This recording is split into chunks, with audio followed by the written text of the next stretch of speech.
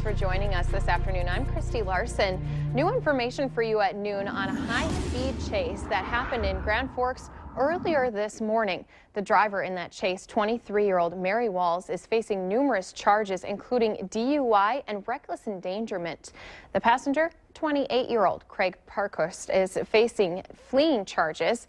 Police say they attempted a stop on the vehicle and then it took off at a high rate of speed. Both the suspect vehicle and the officer's patrol car slid off an icy gravel road west of Grand Forks. Police say Walls and Parkhurst then took off on foot. A K-9 team did track down both of them and they were treated at the hospital for exposure. Well, new for you at noon, one woman was taken to the hospital after a fire in North Fargo. Firefighters arrived on the 1400 block of 5th Street North to find flames and smoke coming from the basement of a twin home. Everyone did make it out of the home, but the mother of the family had burns on her hands and her face. The Red Cross says they are providing assistance for 12 people total, including several people who are visiting for the holidays. Family members tell us that they think the fire may have been started by a heater. The fire department has not yet determined a cause.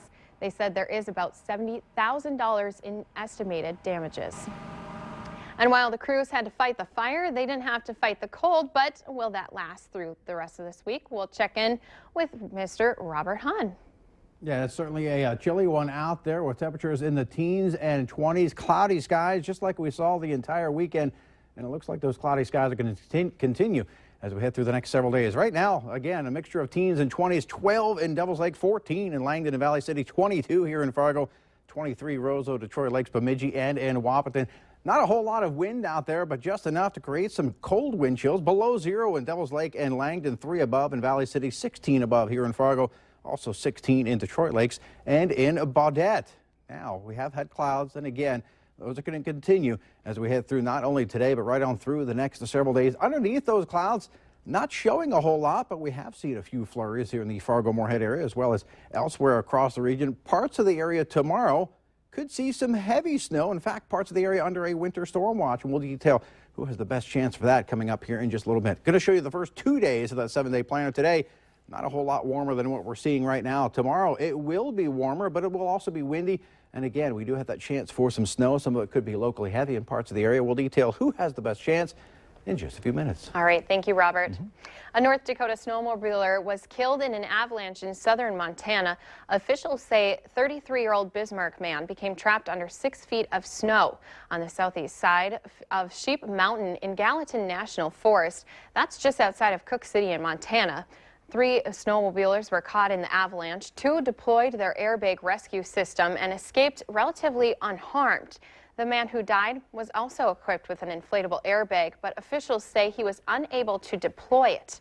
His name has not been officially released, though family has been notified. Well, Fargo police are investigating a possible assault after finding a man unconscious outside of a bar. Police responded early yesterday morning after the staff from the bowler found him laying outside. Now, he did regain consciousness, but was taken to the Fargo hospital for non-life-threatening injuries.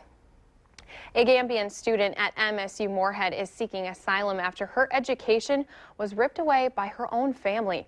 Caddy Suso is a freshman at MSUM, and she dreams of one day being a doctor. Her uncle has funded her education, but her parents convinced him to stop so she can return to Gambia and get married. If she returns, she says she'll be forced to undergo genital mutilation, which has been outlawed. Her professor has started a GoFundMe page to help her pay for fees and future costs to stay at MSUM. If you're interested in donating, go to valleynewslive.com and click on the article. The FM Islamic Society opened its doors to the public in an effort to settle uneasy feelings in the community and to clear up misunderstandings of what Islam is. Hundreds slipped off their shoes yesterday and entered the mosque for a chance to meet Muslim community members, learn about Islam, and sample ethnic foods. Now they have another open house planned for January. Well, several lakes in Minnesota are close to getting records for the latest ice-in dates. The senior meteorologist for the National Weather Service says the Twin Cities, it has El Nino as a big factor. Parts of Minnesota are caught in between with really warm air down in the south and really cold air to the north. Experts say once lakes do freeze over, people need to wait to walk on the lakes or ice fish until there's at least 2 to 4 inches of ice. The Minnesota Department of Natural Resources says snowmobiles or ATVs need at least 5 inches of ice, whereas a car or a small pickup needs at least 8 inches to a foot. Well, now on to the growing feud between frontrunners. Donald Trump is firing back at Hillary Clinton after she focused her attacks on him at Saturday's Democratic presidential debate. Hallie Jackson has the latest from the campaign trail. Intelligence and information. Hillary Clinton dismissing her Democratic rivals for a competitor not even on the stage. Donald Trump. Mr. Trump had Donald Trump. Donald Trump now hitting back. Hillary's not strong. Hillary's weak, frankly. Her policies were a disaster for the world. Their war of words intensifying after Clinton zeroed in on Trump's Muslim comments at Saturday night's debate. He is becoming ISIS's best recruiter. They are going to people showing videos of Donald Trump insulting Islam and Muslims in order to recruit more radical jihadists. So far, no proof that's the case, something Trump's pointing out online. It's just another Hillary lie. And on air. She lies like crazy about everything, whether it's trips where she was being gunned down in a helicopter or an airplane. She's a liar, and everybody knows that. Republicans are also taking aim at another Clinton comment after she referenced a United Nations Security Council resolution in the fight against terror. We now finally are where we need to be. We have a strategy and a commitment to go after ISIS. She is Secretary Happy Talk. You listen to Hillary Clinton and you would think that everything's going great in the country and no one's got a reason to be concerned unless you don't have paid family leave. Chris Christie in New Hampshire trails Trump there as both Trump and Clinton dominate their respective races. A potential matchup spoofed on Saturday Night Live. Aren't you worried about the Republicans? Who's their front runner? Donald Trump. Oh. I told you. Oh my God, we're going to be president.